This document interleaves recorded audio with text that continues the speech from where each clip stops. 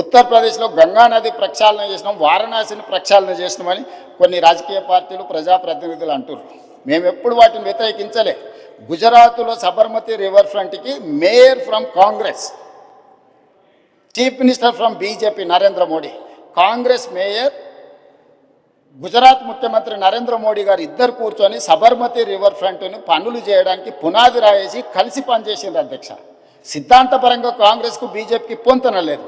కానీ అహ్మదాబాద్ మేయర్ కాంగ్రెస్ ఉండి ముఖ్యమంత్రి నరేంద్ర మోడీ గారు ఉన్నప్పుడు వాళ్ళిద్దరు కలిసి ఆ పని మొదలుపెట్టి ఈరోజు బాగుంది. నిన్నగాక మొన్న మా శ్రీహరి గారు మంత్రి గారు వెళ్ళి చూసి వచ్చిండ్రు.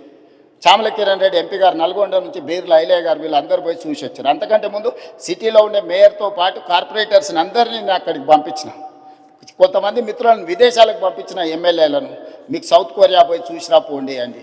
సో ఈరోజు నేను అనేది ఏంది అధ్యక్ష అంటే, హైదరాబాద్లో మూసీ నది ప్రక్షాళన చేస్తామంటే ఎందుకు ఇది రాజకీయ రంగు పులుముకుంటుంది? ఎంఆర్డీసీఎల్ నేను మొదలు పెట్టలే అధ్యక్ష.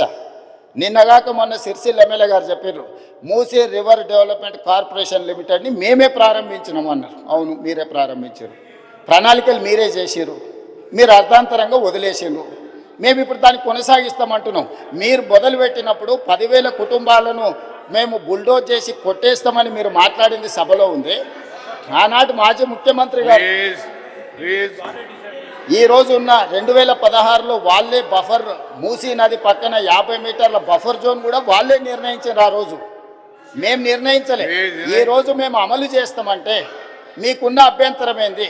ప్రభుత్వం అధికారికంగా కార్యక్రమాన్ని ఏర్పాటు చేసింది. అయ్యా, దీన్ని ముందు కొనసాగించడానికి ఏం చేయాలో మీకు సలహాలు సూచనలు ఇవ్వండి, ప్రభుత్వం ఆమోదిస్తుందని. సలహాలు సూచనలు ఇవ్వడానికి రాలేదు. ఆన్లైన్లో పెట్టినాము. ఆన్లైన్లో పెట్టినప్పుడు దాన్ని చూసి ఏం సలహాలు ఇస్తారో ఇవ్వండి. ఆపాలనే ఆలోచన తప్ప మీరు ఏ సూచన అయినా చేయండి. ఈరోజు మూసీ నది ప్రక్షాళన అత్యవసరము. నల్గొండ జిల్లా ప్రజల్ని ఒకసారి గుర్తు చేసుకుంటే ఎవ్వరు కూడా దీన్ని ఆపే ప్రయత్నం చేయరు. ఈరోజు రంగారెడ్డి జిల్లా హైదరాబాదులో ఉండే కాలుష్యము, పరిశ్రమలు, శవాల కలేబరాలు, మనుషుల శవాలతో సహా కొట్టుకుపోయి నల్గొండకు ప్రాణాంతకంగా తయారైంది అధ్యక్ష.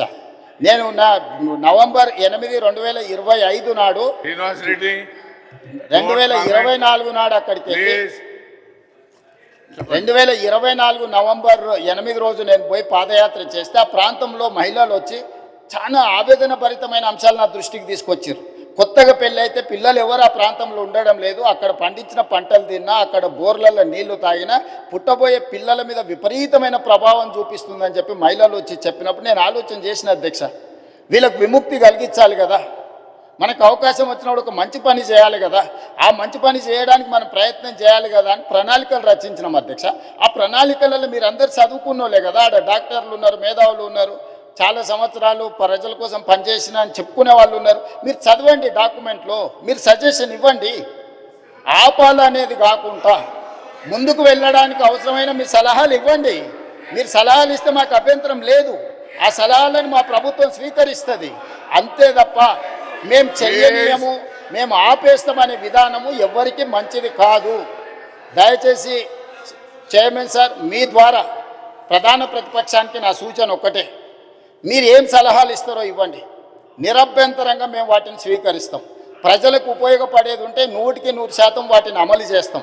మీరు ప్రాజెక్టును ఆపాలన్న ఆలోచన నుంచి బయటకు వచ్చి రాజకీయ ప్రయోజనము, రాజకీయ కక్షని పక్కన పెట్టేసి మీరు ముందుకొచ్చి ఏమైనా సూచన చేయండి.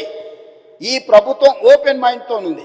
ఒకవేళ నన్ను కలవడానికి మీకు అభ్యంతరం ఉంటే మా శ్రీధర్ బాబు గారు రంగారెడ్డి జిల్లా ఇన్ఛార్జ్ మినిస్టర్, పొన్నం ప్రభాకర్ గారు హైదరాబాద్ ఇన్ఛార్జ్ మినిస్టర్, ఆ మంత్రులతోనూ కమిటీ చేస్తా. డిప్యూటీ సీఎం గారు, శ్రీధర్ బాబు గారు, పొన్నం ప్రభాకర్ గారితో ఒక క్యాబినెట్ సబ్ కమిటీ చేస్తా. మీకు ఏమైనా సూచనలు ఉంటే క్యాబినెట్ సబ్ కమిటీకి సబ్మిట్ చేయండి. డెఫినెట్గా we will examine, we will take a final decision. ఈ కన్సెన్సస్ బిల్డ్ చేసి చేయాలనుకుంటున్నాం అధ్యక్ష. ఉన్న పలంగా మేమేదో కూలగొట్టేస్తాం, మేమేదో కట్టేస్తామని ఇట్లాంటి ప్రచారాలు మానండి. నిన్నగాక మన ఒక అపార్ట్మెంట్కి సంబంధించిన బాధితులు ఆపండి ఆపండి అంటారు. మేము అడగనే లేదు, మీకు ఈ ప్రాబ్లం ఉందని చెప్తున్నాం.